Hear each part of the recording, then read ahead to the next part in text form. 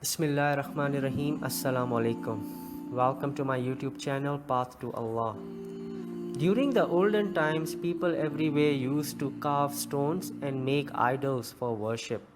These statues were considered as gods, and people bowed and prayed before them.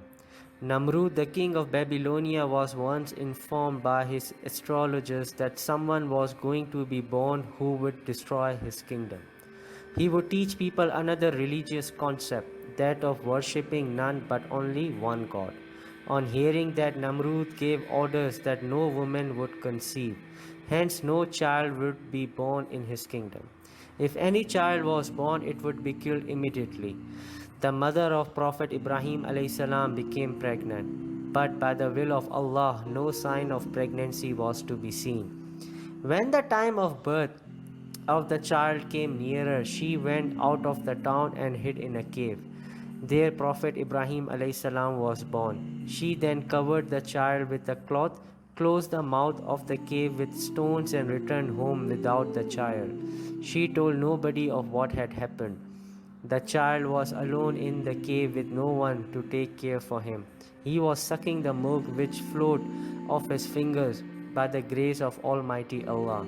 The child grew up under Allah's protection. From time to time, his mother would come secretly to the cave to watch him. This went on for 13 years.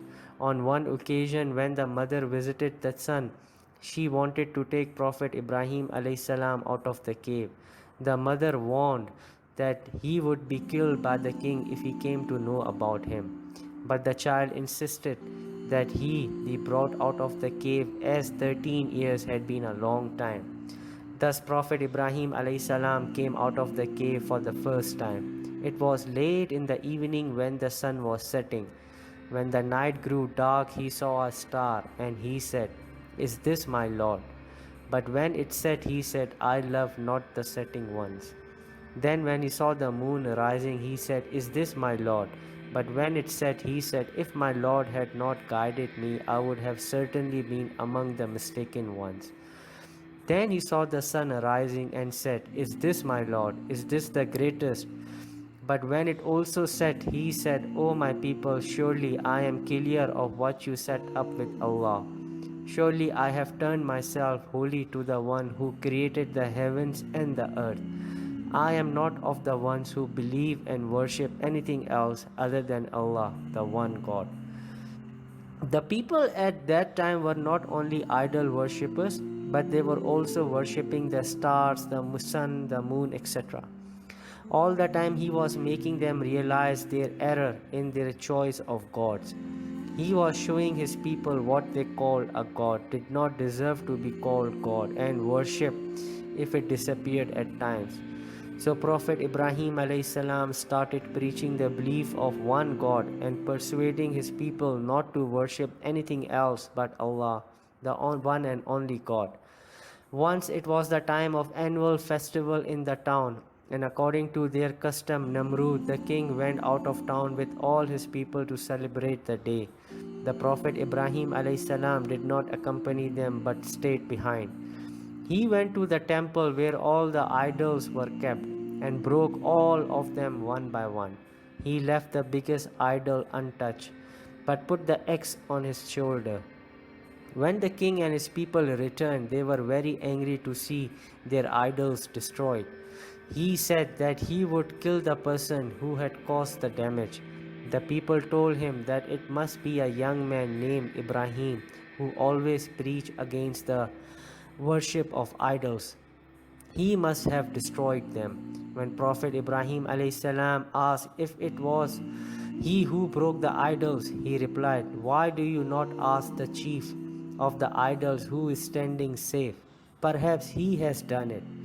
That is, if your idol gods can speak, ask them as to who broke them." Thus Prophet Ibrahim a.s. did not utter a lie denying what he had done. He only wanted the people to first ask their own idols as to who had done it. Namrud got very angry and asked his people their opinion. Everyone suggested that Prophet Ibrahim a.s. be punished by burning him alive in a big fire. So Prophet Ibrahim a.s. was jailed. while Namrud ordered that all available firewood in the forests be collected and be heaped up in one open place. When this was done, it was set alight. The fire burned fiercely and widely for days and days. It had generated so much heat that no bird dared to fly nearby. At the appointed day on which Prophet Ibrahim A.S. was to be put in the fire and burned, Namrud with his large army and followers came out to that place to watch. On seeing the huge fire and the intense heat, he began to ponder as to how it would be possible to convey Prophet Ibrahim A.S. into the fire.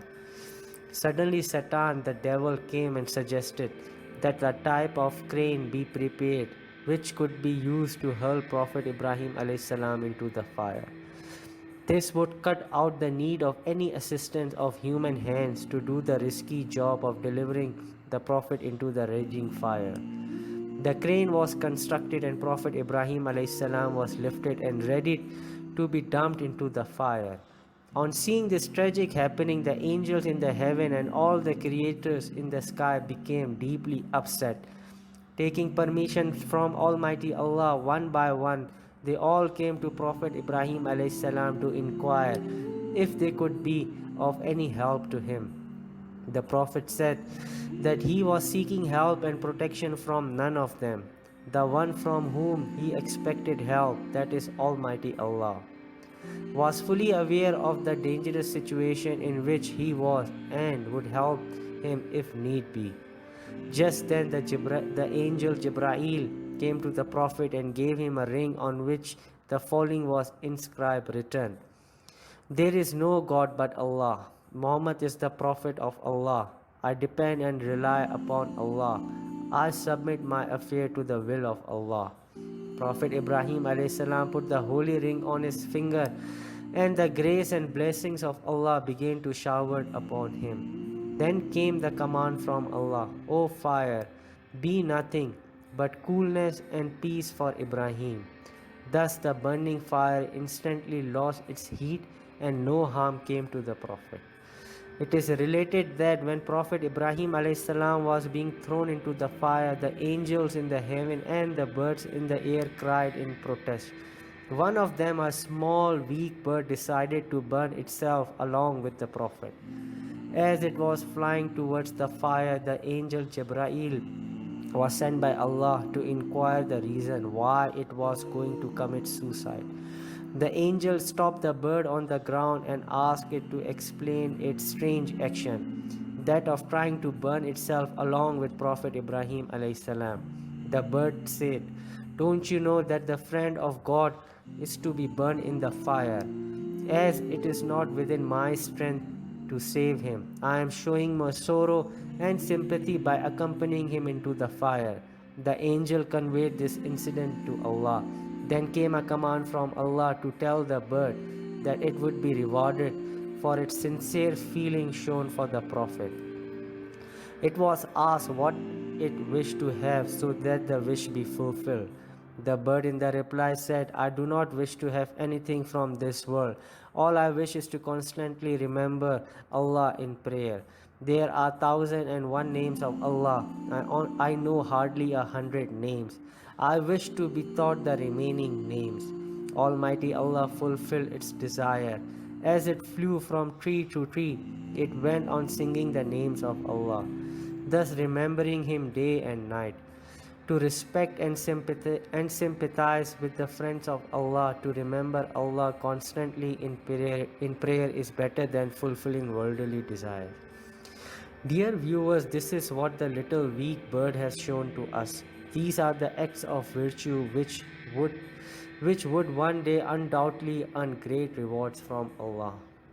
Allah